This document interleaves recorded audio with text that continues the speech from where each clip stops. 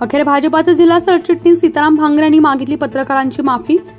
परंतु या ठिकाणचा बावळट मीडिया, बावळट हा जबाबदारीने म्हणतो। सोमवारी 17 जून रोजी अकोले येथील भाजपा कार्यालयात एका बैठकीदरम्यान सीताराम भांगरे यांनी एका वृत्तवाहिनीला आपलं मत मांडत असताना अकोले तालुक्यातील सर्वच पत्रकारांना बावळट मीडिया म्हणून उल्लेख केला होता। मीडियाकडून अशा पद्धतीची संभ्रमावस्था निर्माण केली की भाऊ कोणी एकानं तर टाकलं, भाऊ राष्ट्रवादीच्या संपर्कात शरद पवारांना भेटायला गेले काय, कोणी काय टाकायला लागलं।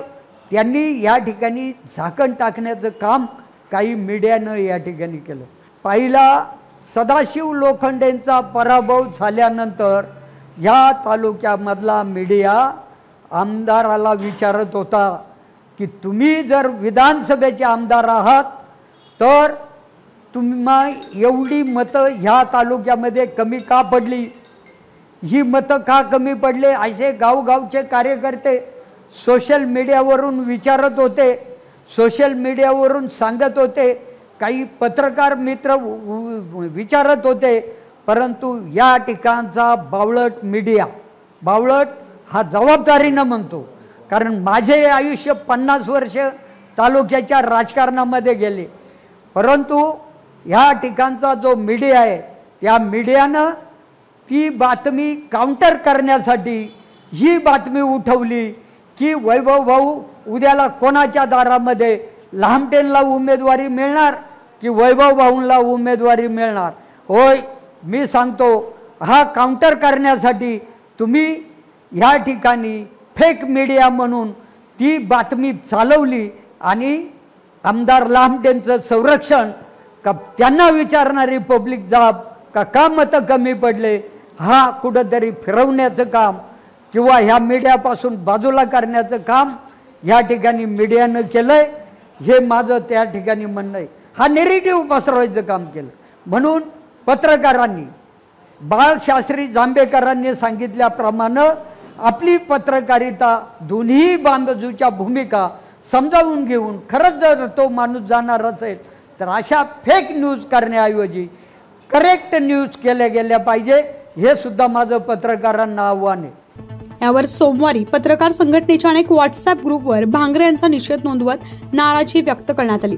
तर याबाबत लगेच बातम्या पण झळकल्या आणि अखेर मंगळवारी सीताराम भांगरे यांनी पत्रकारांची माफी मागितली। काल अकोले तालुक्यामध्ये भारतीय जनता पार्टीची कार्यालयामध्ये बैठक झाली। या बैठकीमध्ये नंतर मी अकोले टाइम्स नावाच्या वृत्तवाहिनीला या ठिकाणी मुलाखत दिली। या मुलाखतीमध्ये माझ्याकडून या तालुक्यामध्ये अनेक पत्रकार, चांगल्या पद्धतीचं काम करणारे चांगले पत्रकार आहेत, जर त्यांना माझ्याकडून जाणून बुजून तर होणार नाही, परंतु नजर चुकीनं माझ्याकडून जर एखादा शब्द गेला असेल तर त्याबद्दल त्या सर्व चांगल्या पत्रकारांची मी या ठिकाणी जाहीररित्या माफी मागतो। जय हिंद। सध्याची राजकीय स्थिती पाहिली तर तालुक्यात युती सरकारच्या माध्यमातून भरघोस निधी आणून तालुक्यात विकासाची गंगा वाहते असं चित्र निर्माण केलं जात असलं तरी आजी आणि माजी यांच्यामध्ये श्रेयवादाचं चित्र उभं केलं जाते। या जनता मात्र एवढी दूध खुळी नाही। 2014 साली केंद्रात भाजप आणि सरकार आलं आणि अच्छे दिनचे नारे व पंतप्रधान मोदी यांच्या कामाची शैली ही मतदारांना भावली। त्याची पुनरावृत्ती म्हणून 2019 साली लोकांनी मोदी सरकारला पसंती दिली। यात मीडियाचा सर्वात मोठा वाटा असल्याचं विश्लेषकांचं मत आहे। याच पद्धतीनं 2024 साली राज्यात मात्र कांदा प्रश्न व्यापक बनला आणि संविधान बदलणार म्हणून एक हाती सत्ता नको, याचसोबत राज्यातील राजकारणात झालेली पक्ष फोडाफोडी आणि त्यातून मतदारांनी दाखवलेली सहानुभूती, यातून महाविकास आघाडी बाजी सरशी करू शकली आणि शिर्डी लोकसभा मतदारसंघात या दरम्यान अकोले तालुक्यातील मीडियानं माजी खासदार आणि आजी खासदार यापैकी कोणाचं पारडं जनतेच्या मनात जळ याचा निपक्ष आढावा मांडलाय आणि शेवटी निकाल आपण पाहिला। एकंदर लोकशाहीच्या चौथ्या स्तंभावर अनेकांची स्वप्न साकार होतात आणि दिग्गज घरी बसलेले आपण पाहिलेत। सीताराम भांगरे यांनी ज्या मुद्द्यावरून पत्रकारांना बावळट संबोधलं, मुळात तो मुद्दा होऊ शकत नाही।